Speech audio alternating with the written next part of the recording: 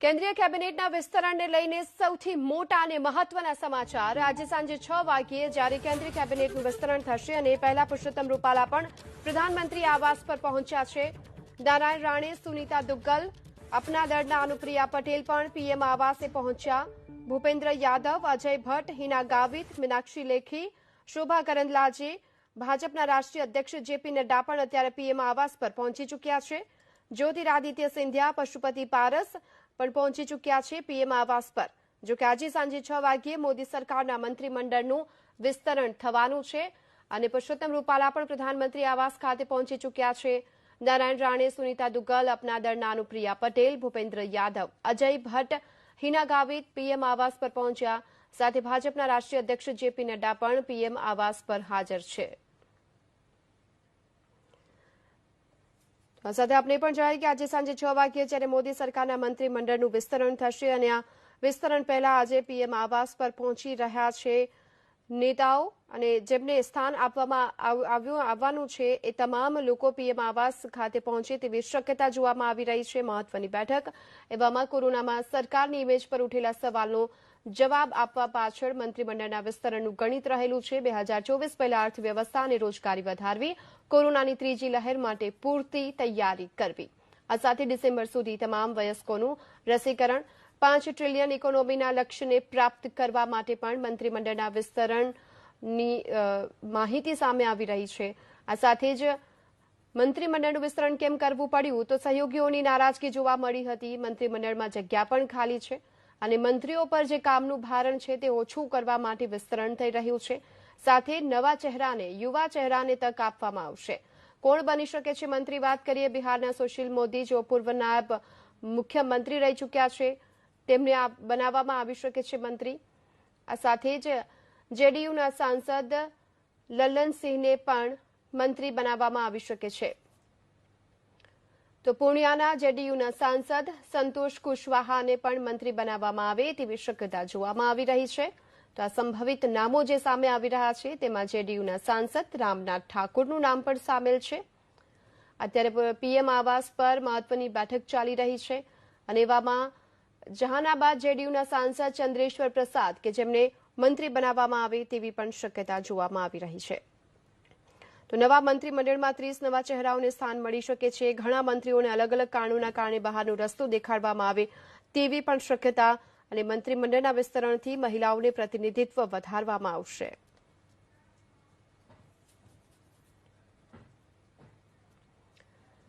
તો 2019માં પીએમ મોદી સહિત 58 મંત્રીઓએ શપથ લીધા હતા। કેબિનેટના મંત્રીના 24, રાજ્યમંત્રી તરીકે 24 અને હાલ મંત્રીમંડળની સંખ્યા છે 53।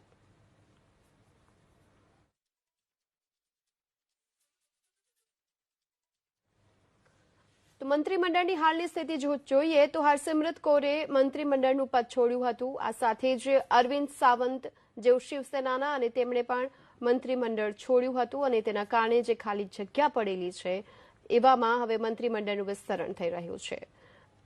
2 મંત્રીનું નિધન થયું હતું। રામવિલાસ પાસવાન, જેઓ એલજેપીના નેતા હતા, તેમનું નિધન થયું અને તેના કારણે પદ ખાલી થયું હતું। આ તરફ સુરેશ અંગાડી, જેઓ બીજેપીના નેતા અને તેમનું પણ નિધન થયું હતું અને તેના કારણે આ પદ ખાલી છે।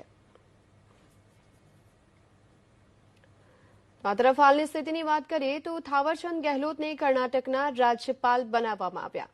મંત્રીમંડળની જે સ્થિતિ જોવામાં આવી રહી છે અને એ વિસ્તરણ પહેલા થાવરચંદ ગેહલોતને કર્ણાટકના રાજ્યપાલ બનાવવામાં આવ્યા હતા। કોરોનામાં સરકારની ઇમેજ પર ઉઠેલા સવાલનો જવાબ આપવા મંત્રીમંડળનું વિસ્તરણ થઈ રહ્યું છે। પાછળનું ગણિત લગાવવામાં આવી રહ્યું છે કે કોરોનાની ત્રીજી લહેર માટે પૂરતી તૈયારી કરવાની, 2024 પહેલા અર્થવ્યવસ્થા અને રોજગારી વધારવી, ડિસેમ્બર સુધી તમામ વયસ્કોનું રસીકરણ કરવું, 5 ટ્રિલિયન ઇકોનોમીના લક્ષ્યને પ્રાપ્ત કરવા માટે પણ મંત્રીમંડળનું વિસ્તરણ થઈ રહ્યું છે।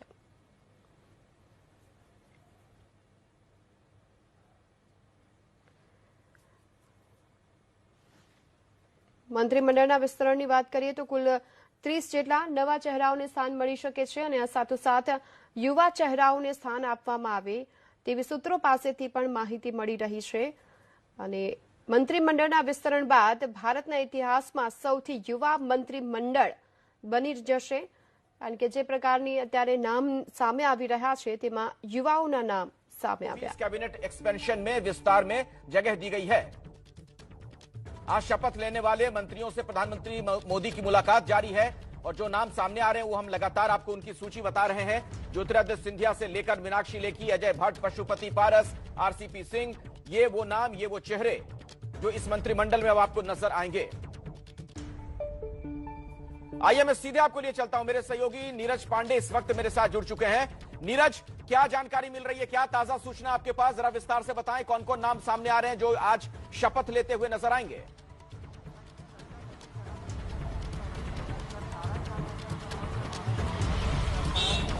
शायद नीरज से हमारा संपर्क नहीं हो पाया, दोबारा उनसे हम बात करने का प्रयास करेंगे, लेकिन हम आपको पूरी जानकारी देते हैं कि कौन कौन से चेहरे हैं जो प्रधानमंत्री आवास में मौजूद हैं, जिन्हें लेकर यह कहा जा रहा है कि ये भावी मंत्री हैं। यानी आज शाम जो कैबिनेट का विस्तार होगा, प्रधानमंत्री मोदी के दूसरे कार्यकाल का यह पहला विस्तार है कैबिनेट का, और इसमें वो चेहरे आपको नजर आएंगे।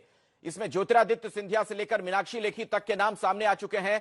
अजय भट्ट का नाम भी सामने आ रहा है। पशुपति पारस जो एलजेपी के दूसरे गुट के नेता हैं, उनका नाम भी सामने आ गया है। इसके अलावा और भी कई नाम हैं। अनुप्रिया पटेल, वो भी पहुंची हैं प्रधानमंत्री से मिलने के लिए।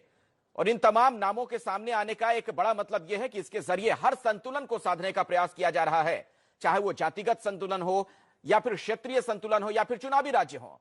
कौन बनेगा मंत्री, वो देखिए नाम कौन कौन से शामिल हैं। रामनाथ ठाकुर का नाम आ रहा है, जेडीयू के सांसद। इसके अलावा चंदेश्वर प्रसाद, ये भी जेडीयू के सांसद हैं, जहानाबाद से चुने गए। अनुप्रिया पटेल अध्यक्ष हैं अपना दल से। और कौन कौन पहुंचे वो देखिए। नारायण राणे महाराष्ट्र से, भूपेंद्र यादव का नाम भी सामने आया है, भारतीय जनता पार्टी के राष्ट्रीय महासचिव हैं। मीनाक्षी लेखी, वो भी मिलने के लिए पहुंची है प्रधानमंत्री से। पशुपति पारस, एलजेपी के दूसरे गुट के नेता पशुपति पारस, वो भी पहुंचे हैं। अनुराग ठाकुर भी पहुंचे हैं, यानी हो सकता है अनुराग ठाकुर को कोई और बड़ा प्रोफाइल मिले। नारायण राणे भी पहुंच चुके हैं। तो ये कुछ बड़े चेहरे। इसके अलावा जैसा कि हमने आपको बताया कि जो सहयोगी दल हैं उनके भी कुछ नेता पहुंचे हैं।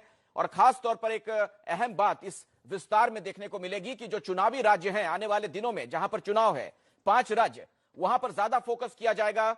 इसके जरिए उन चुनावी राज्यों को भी साधने का प्रयास किया जाएगा। नीरज एक बार फिर से हमारे साथ जुड़ चुके हैं। नीरज, क्या जानकारी, क्या ताजा सूचना आपके पास? जी बिल्कुल, मैं आपको बता दूं कि ताजा सूचना यही है कि जो मंत्रिमंडल में जिन लोगों को शामिल किया जाना है वो लगभग प्रधानमंत्री आवास पहुंच चुके हैं। और अभी ताजा सूचना यही, सर्बानंद सोनोवाल की गाड़ी अभी तुरंत प्रधानमंत्री आवास में घुसी है। और उससे ठीक पहले जी किशन रेड्डी जो हैं, तेलंगाना से आते हैं, हैदराबाद से सांसद हैं, वो भी यहाँ पर प्रधानमंत्री आवास पहुंच चुके हैं। इससे साफ है कि जब वो खुद एमओएस है, इसका मतलब उनको प्रमोशन दिया जा सकता है। तो ये वो नाम है जो धीरे धीरे प्रधानमंत्री आवास पर पहुंचना शुरू हो चुके हैं, पहुंच चुके हैं। कुछ और नाम हैं जो अभी धीरे धीरे पहुंचने वाले हैं। ऐसा ये भी कहा जा रहा है कि बीएल वर्मा जो कि जालौन से सांसद हैं और पिछड़ी जाति से आते हैं, वो भी यहाँ पर पहुंच चुके हैं प्रधानमंत्री आवास पर। उनकी जैसा कि हमें जानकारी मिल रही है, तो बीएल वर्मा उत्तर प्रदेश के जालौन से सांसद, वो भी प्रधानमंत्री आवास पहुंच चुके हैं। जी बिल्कुल, तो प्रधानमंत्री आवास के पास ही नीरज पांडे मौजूद हैं और वहां से ग्राउंड जीरो से पूरी जानकारी, हर अपडेट आप तक लगातार पहुंचा रहे हैं। हमारे साथ हमारे और भी कई सहयोगी जुड़े हुए हैं। अंकित गुप्ता हैं, प्रशांत भी हमारे साथ हैं, रौनक भी जुड़े हुए हैं, उनके पास भी हम चलेंगे। प्रशांत, मैं आपके पास आना चाहूंगा। और ये अब तो साफ हो चुका है कि पशुपति पारस भी मंत्री बनने जा रहे हैं।